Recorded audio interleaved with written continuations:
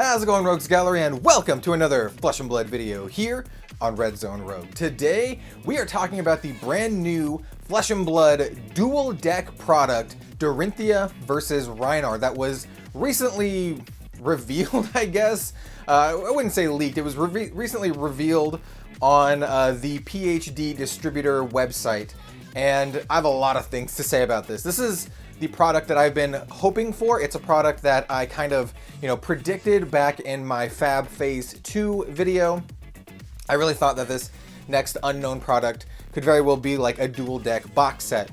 And it is. Turns out I might know a little bit about what I'm talking about, just a little bit, and it's a dual deck box set. So I have a lot of things to say about this. I think it's a great product, but I think there's a couple major downsides that I really want to talk about that I don't see a lot of people talking about all that much. Before we get started, I do want to mention a couple quick affiliate links. If you want to pick up some excellent product for your Flesh and Blood cards, I do have an affiliate link with Dragon Shield in the description down below. I'm going to be partnering with them some more to make my own custom sleeves with a beautiful, absolutely beautiful brand new piece of splash art for Red Zone Rogue. I commissioned a Flesh and Blood artist to make this piece. I'm going to turn it into sleeves and a playmat, and I'm really excited for it. It is, in my humble opinion, the best piece of Flesh and Blood splash playmat fan art type stuff that I've ever seen. It's so good, and I'm so proud of it, and the artist is so fantastic. Silvia Meliani, she's brilliant, world-class artist. Anyway, so that's the Dragon Shield stuff. You can also check out my channel Fireball affiliate link if you'd like to pre-order the product that we're going to be talking about. And that product is the Dorinthia versus Greiner dual deck set. Now, I do have my phone here and have all the information about this on the phone. So this is the classic battles, Greiner versus Dorinthia, which leads me to believe that we might have some other classic battles in the future. It would be really cool, maybe like, I don't know, Azalea versus Viserai or something like that. I think that'd be really sweet. It does come with the cold foil heroes.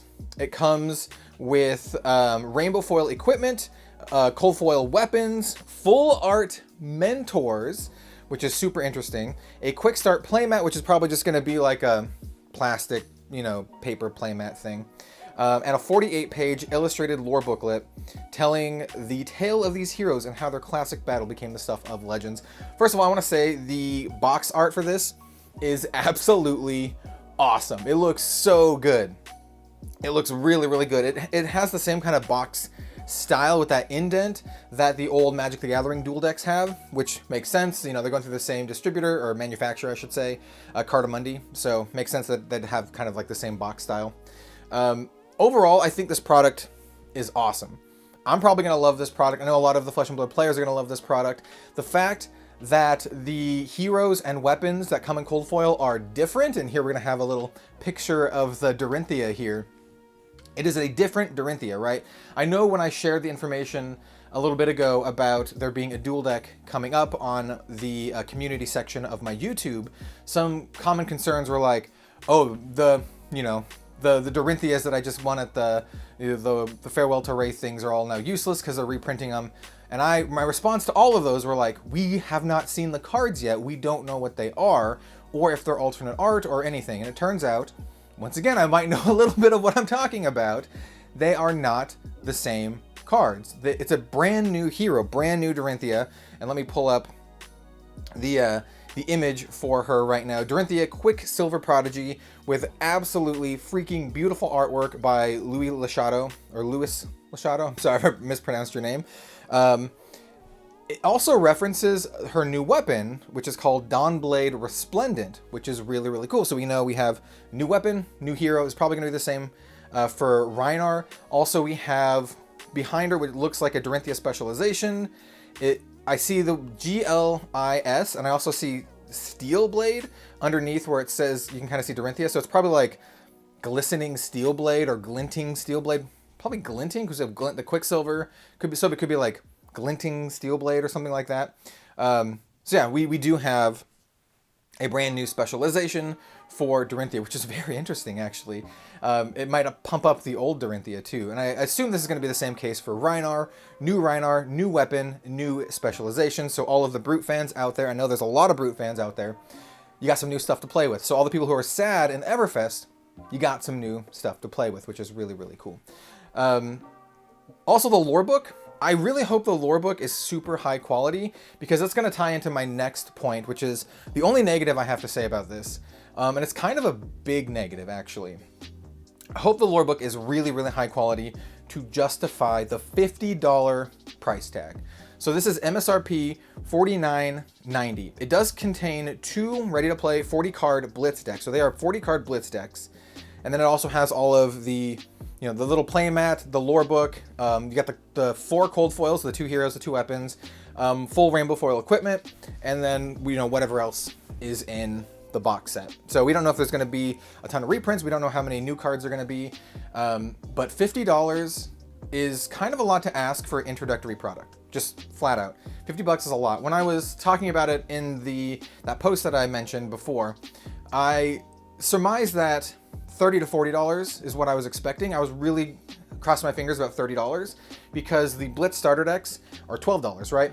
So 2 Blitz starter decks, $24, and then an extra, $6 to make a, wait, math, $8, $6, whatever. The extra bit would be to fill out the cold foils and the foils and maybe the lore book, right? So to justify a $50 price tag, the lore book needs to be like really nice. Otherwise, $50 is like so much. I think I understand why they're doing it, right? You get the premium cards, you get the lore book, you get like whatever the playmat thing is. It's a really nice product. I think it looks awesome. For me, as a huge Flesh and Blood fan, I love this product. Like, I love it. It's so good. But for a brand new player coming in who has never played Flesh and Blood at all, ever, $50 is the price of like a board game, right? It's the price of like a nice board game.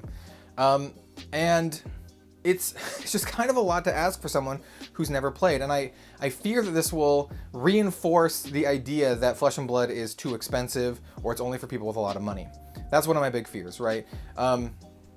For me, it's not too expensive. I'm probably going to buy a couple of them, one to keep on the back shelf here, one to open up and play with. I'm definitely going to do some like gameplay and stuff with it. I'm really excited for this product. But that $50 price tag really keeps it from being like an S-tier slam dunk, in my opinion. Yeah, I'm very curious to hear what you have to say about this in the comments, because this is a product I was really looking forward to, and they want it to be an introductory product for new players to bridge the gap between like an IRA welcome deck and like competitive play. I think it's cool to have both decks just all in one. And like I said, I think this is a cool product. I think it's a really cool product, but I'm curious how many people are going to be willing to buy in at $50, right? At the end of the day, I just want more people to play this game, because Flesh and Blood is my favorite game. I love it. And I think if more people gave it a shot, more people would play it, and the community would get bigger, and more people would just, continue to play the game. And, at $50, I don't know. The Blitz decks at $12 was perfect. That was lower than what most people thought, and that was amazing, right? And I assume that they'll still have Blitz decks. I really hope they still have the lower cost Blitz decks. But we can also talk about reprints a little bit. We don't know if there's going to be any reprints, but I don't know if reprints would affect their product price point. But for example here, what if they put some high-level reprints in these decks, right? What if they put an Enlightened Strike in the Dorinthia deck and a Command and Conquer in the Reinar deck, right? I think people would be more happy about the price if that was the case, but I don't think that's going to happen. Temper your expectations here. I don't think that's going to happen. It could happen, maybe with alternate art, maybe with art like Reinhardt and Dorinthia flavored art. That could be cool. But yeah, like I said, temper your expectations here with this one. I think that could go a long way to making it a more worthwhile product. I mean, I honestly think it's a worthwhile product as it is. Like I said, I'm going to be buying it. Getting the cold foil heroes and equipment is awesome. Getting the rainbow foils is awesome. I know a lot of people who play the game, even casually, still want to have cold foils because they're cool, right? Even if you're a casual player, people still want to have these things. Even if you don't need to have these things, people still want to have them. So I think it's cool to have that in an introductory product, because it will allow people, like, okay, so here's the thing with the cold foils, right? A lot of people are like, oh, you make the product cheaper and get rid of the cold foils. No, I actually want the product cheaper, but also with the cold foils in it, because I think the cold foils are like a good gateway into understanding how awesome the game is, right? Because if you get a cold foil product, or get a product that has cold foils in it, you're like, oh, these are so awesome. I want to get more cold foils. And so that's just a way for people to get into the, into the game, get their, leg in, leg in the door, or whatever the metaphor is. And, it could start their journey on collecting cold foils or just seeking these things out. And when like, oh, you can get other heroes, but they're only at events, and they're like, okay, cool, I want to go to the events. And so I think it starts this really awesome journey for a player if you give them a cold foil. And some people are like, oh, that doesn't make the cold foil special. The cold foils are already given out, at events. I have a bunch of cold foils that I got just from attending pre-release events for free. Like, I didn't even have to do anything. I just showed up and they're like, here you go, here's your cold foil amulets, or your cold foil, the ones from Monarch or whatever. So like, they were already giving out cold foils for free just for going to events. So I don't think putting them here in like the dual deck box set like devalues cold foils at all. In fact, I think it's the opposite. I think it makes players want cold foils more. Like the new players they'll make new players want cold foils more. But if the product is too expensive, then it could price people out. So that's where my real crux lies. I'm glad I was able to articulate it all at the end here. Really curious to know what your opinions are in the comments down below. I know people have a lot to say about this. Do you agree with me on the price? Do you think the $50 is justifiable? Do you think people will buy in at $50? Like, do you think new players will buy in at $50? I think that's the real thing here. I think some people will, and I think some people definitely won't. So that's kind of where I stand with this. Yeah. Curious to hear your opinions. Thank you so much for watching, everyone. I'm actually really excited for this product in general. Don't get me wrong, I'm trying to levy critique here because I love Flesh and Blood and I want the game to grow and I want more people to play the game. And I see $50 and I see people not wanting to play, like wanting to buy the product. So that's where I'm coming in at this. Thank you for watching. Once again, I'm reiterating myself. We'll see you next time on the next Flesh and Blood video. Have a good one all. See you later. 追い風すぎる